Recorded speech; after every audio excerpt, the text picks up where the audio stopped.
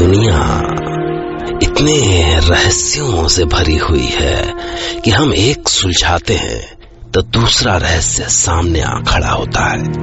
जरा सोच के देखिए कि हम जिस इंसान से दिन में मिलते हैं और वो बिल्कुल हमारी तरह बात करता है, हंसता है, मुस्कुराता है, पर रात होते ही वो अपने बिस्तर से उठ खड़ा होता है किसी और ही शक्ल में, ऐसा खौफनाक बनकर जिसकी कल्पना से ही खून जम जाए।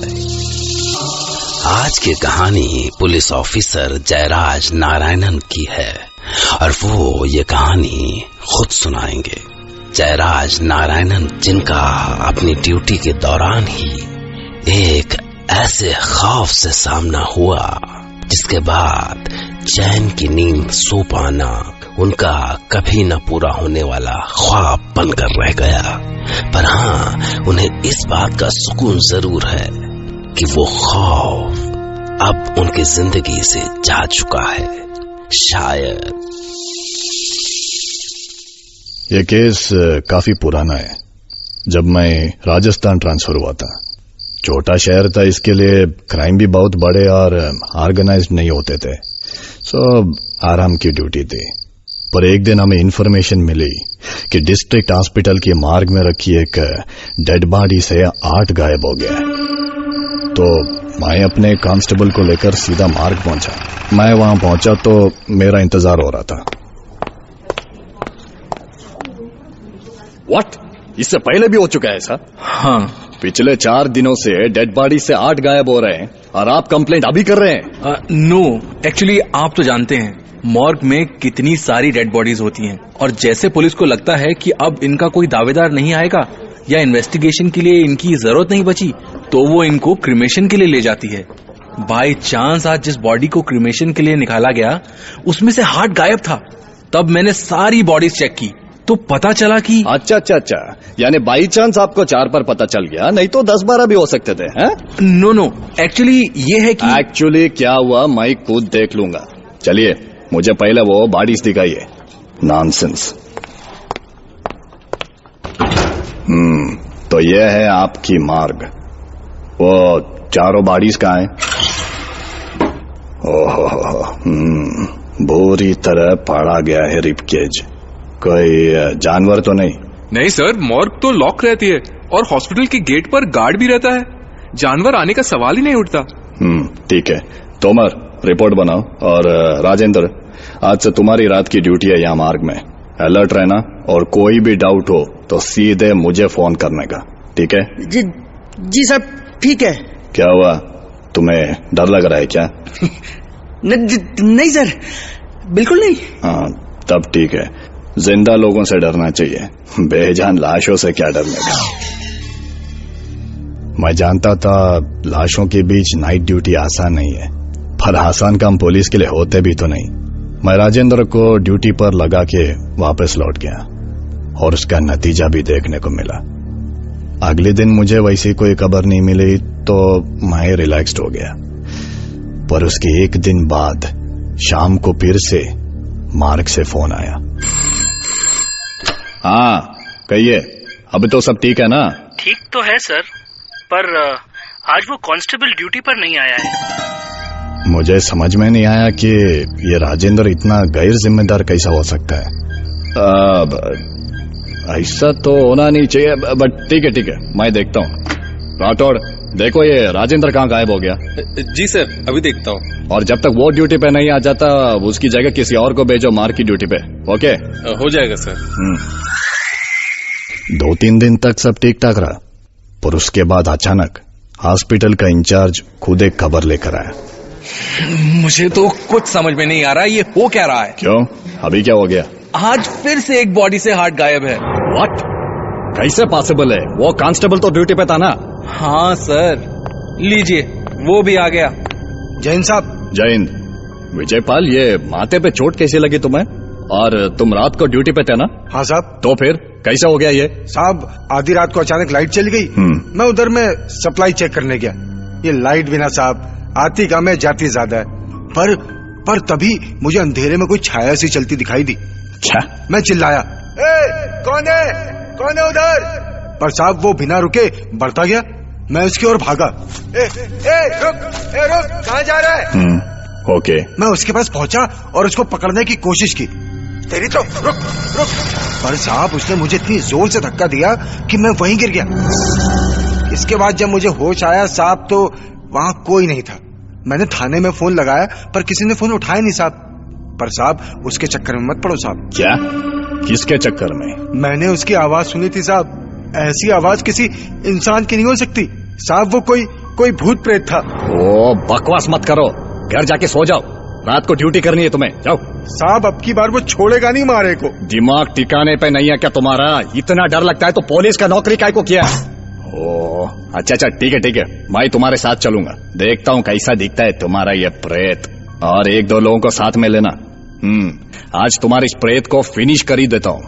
फिर मैंने उसको जाने को कहा और खुद सोचने लगा कि ये सब चल क्या रहा है। कोई लाशों से हार्ट चोरी क्यों करेगा? क्या फायदा है उससे? क्योंकि तब तक तो शायद इंडिया में हार्ट ट्रांसप्लांट शुरू भी नहीं हुआ था, और फिर बॉडी से जिंदा हार्ट निकाला जाता है ट्रांसप्लांट करने के लिए। फिर वो हार्ट भी कुछ घंटे तक ही प्रिजर्व किया जा सकता है ना। तो ये हफ्तों पुरानी बॉडी से हार्ट चोरी कोई क्यों करेगा? उस रात मैं कुछ कांस्टेबल्स को साथ लेकर मार्ग पर पहुंचा। हाँ सुनो विजयपाल और बजरंग, तुम मेरे साथ रहो या मार्ग के पास, और बाकी 2 कांस्टेबल्स को गेट के पास पहरा देने को बोलो। मैं वो जो भी था उसे पकड़ने के लिए पूरी तरह तैयार था। आधी रात हो गई थी, अब तक ऐसी कोई घटना भी नहीं घटी थी। तभी अचानक बारिश शुरू हुई, लाइट चली गई और माहौल भी कुछ डरावना सा हो गया। तभी विजयपाल अपनी जगह से खड़ा हुआ। साहब अभी आता हूँ, जरा बाथरूम होके वापस। तुम्हें डर तो नहीं लग रहा है ना? नहीं साहब। हाँ ठीक है, जाओ, पर जल्दी आना। जी साहब। और वो आगे मैदान पार करके झाड़ियों की ओर बढ़ गया। मुझे बजरंग और दूसरा कांस्टेबल मैदान के दूसरी ओर गेट पर पहरा देते हुए दिख रहे थे। तभी अचानक झाड़ियों से आवाज आई, तोमर, रामचरण, देखो क्या हुआ उधर। जी साहब। तोमर और रामचरण तेजी से उस ओर भागे। तब तक बजरंग भी वहां पहुंच चुका था। साहब उधर कुछ है साहब। रुको, मैं भी आ रहा हूँ। सुन के मैं भी पूरी ताकत से झाड़ियों की ओर भागा, और जब मैं वहां पहुंचा तो बजरंग और रामचरण खंबे जैसे खड़े थे, और उनके पास विजयपाल पड़ा था। खून से नहाया हुआ उसका छाती फटा हुआ था, और उसके कुछ बॉडी पार्ट्स अभी भी फड़क रहे थे। उनसे खून बाहर उबल के आ रहा था। तभी मुझे झाड़ियों की ओर जाती सी खून की बूंदें दिखाई दी। मैं उसी ओर भागते हुए चिल्लाया, रामचरण, तोमर, इसको इमरजेंसी में लेकर जाओ, जल्दी। मुझे आगे अंधेरे की ओर बढ़ती हुई कोई छाया सी दिखाई दी। मैं उसकी ओर लपका, पर इतने अंधेरे में वो कहां गुम हो गई कुछ पता नहीं चला। और जब मैं लौटकर आईसीयू में पहुंचा तो लाइट आ चुकी थी और ऑपरेशन थिएटर के बाहर भीड़ जमा हो चुकी थी। वही हुआ है सर। क्या हुआ? हार्ट गायब है कांस्टेबल का। ओह साला, इतना कोशिश के बाद भी। साहब राजेंद्र की बॉडी भी मिली है उन्हीं झाड़ियों में, सड़ने लगी है। क्या? राजेंद्र का भी? यानी कि वो भी उसी के हाथ मारा गया? जी साहब, पहरे के पहली रात ही मार दिया लगता है। सड़ने लगी है बॉडी, बदबू आ रही है। Oh no. कुछ ही देर में बारिश बंद हो चुकी थी। तभी मुझे हॉस्पिटल इंचार्ज सामने से आते हुए दिखाई दिए, बुरी तरह भीगे हुए। डॉक्टर, आप तो भीगे हुए हैं, कहां से आ रहे? मैं यहीं। जब शोर हुआ तो मैं भी भागा देखने के लिए। मुझे थोड़ा सा शक हुआ, क्योंकि बारिश तो बस 2 मिनट की हुई थी, तो डॉक्टर भीगा कैसे? बाहर तो बहुत सा हॉस्पिटल स्टाफ आया था, पर उनमें से तो और कोई भीगा नहीं था। भीगना सिर्फ मुझे और मेरे कांस्टेबल्स को चाहिए था, क्योंकि जब तक लोग बाहर आए तब तक तो बारिश बंद हो चुकी थी। मैंने बजरंगी से टार्च ली और फिर से झाड़ियों में गया, और वहां कीचड़ में बने उस छाया के पैरों के निशान देख के सब साफ हो गया, क्योंकि सारे लोगों में सिर्फ हॉस्पिटल इंचार्ज ही था जो एक पैर कुछ दबा के चलता था। पर मेरा ये शक गलत भी हो सकता था। सुबह तक बात फैल चुकी थी और शहर से सीएमओ भी आ गए। मुझे लगा कि अब बस मेरी मदद सीएमओ ही कर सकता है, पर वो तो आते ही भड़क गया। ऑफिसर, ये हो क्या रहा है? 2 मर्डर्स हो चुके हैं और आप लोग अभी तक ये पता नहीं कर पाए कि ये कौन कर रहा है। सर, शायद मुझे पता चल गया है, बस आपकी एक हेल्प चाहिए। कुछ दिन के लिए ये हॉस्पिटल बिल्कुल क्लोज कर दीजिए प्लीज। व्हाट? आपको मालूम है आप बोल क्या रहे? कुछ पता है आपको? इतने सारे पेशेंट्स को कहां भेजूं? सर प्लीज, और किसी भी दूसरे हॉस्पिटल में। 2 मर्डर्स हुए हैं डॉक्टर, और कोई रास्ता नहीं है। बात बहुत बड़ी थी, इसलिए अगले दिन शाम तक सारे पेशेंट्स वहां से शिफ्ट कर दिए गए और उस रात पूरा हॉस्पिटल थाना बना हुआ था। जगह जगह पुलिस फोर्स तैनात थी। मुझे पूरा यकीन था कि वो जो भी है अगर आज आया तो बच के नहीं जाएगा। और जब आधी रात हुई। आप वैसे ही परेशान है सर, इतने पहरे में उसके आने का तो सवाल ही नहीं उठता। हाँ तुमार, ये हम कर क्या रहे हैं? हॉस्पिटल इंचार्ज क्या, यहाँ तो कोई स्टाफ भी नहीं है, फिर ये सब पहरा किसके लिए? सही है सर, पर सर वो हॉस्पिटल इंचार्ज यहाँ नहीं है, पर डॉक्टर्स रेसिडेंस में तो है ना। उसके साथ उसकी वाइफ और शायद बच्चे भी होंगे। अचानक जैसे मुझे होश आया। तोमर। जी सर। चलो जल्दी। जी सर। और हम भाग के उसके रेजिडेंस तक पहुंचे ही होंगे कि हमें अचानक किसी के चीखने की आवाज सुनाई दी। खोलो दरवाजा, खोलो खोलो, ओपन दरवाजा, खोलो दरवाजा, door, god damn it. Sir sir sir दरवाजा तोड़ दे सर। अरे तोड़ो या आग लगाओ, पर कुछ करो। तभी अचानक दरवाजा टूटा और मैंने देखा कमरा खून का ताला बना हुआ था, जिसके बीच में इंचार्ज की वाइफ की लाश थी। फटी हुई छाती उसकी, उसमें से उबलता हुआ खून, और उसके पास बैठा हुआ हॉस्पिटल इंचार्ज। नहीं, वो तो कोई प्रेत ही था शायद, ताजा गर्म खून से सने हुए उसके कलेजे को चबाता हुआ, जो उसके हाथों में अभी भी फड़फड़ा रहा था। और मैंने अपने साथ खड़े तोमर को दहशत से बेहोश हुए गिरते देखा।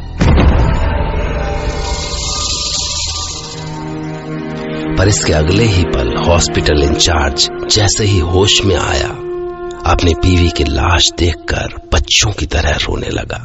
डॉक्टर्स ने इसे अपनी भाषा में मल्टीपल पर्सनैलिटी डिसऑर्डर का नाम दिया, पर पुलिस ऑफिसर जयराज ने बताया कि जब वो वहां से ट्रांसफर हो चुके थे, उन्हें पता चला कि उस हॉस्पिटल में कुछ ही महीने बाद एक बार फिर से वैसा ही कुछ हुआ। पर इस बार कातिल हॉस्पिटल इंचार्ज नहीं, हॉस्पिटल का स्वीपर था। इसका मतलब क्या है? क्या वो प्रेत इंसानी कलेजा खाने की चाहत पूरी करने के लिए हर बार एक नया शरीर ढूंढता है? पहले हॉस्पिटल इंचार्ज, फिर स्वीपर, और इसके बाद शायद कोई और। जवाब ढूंढिए।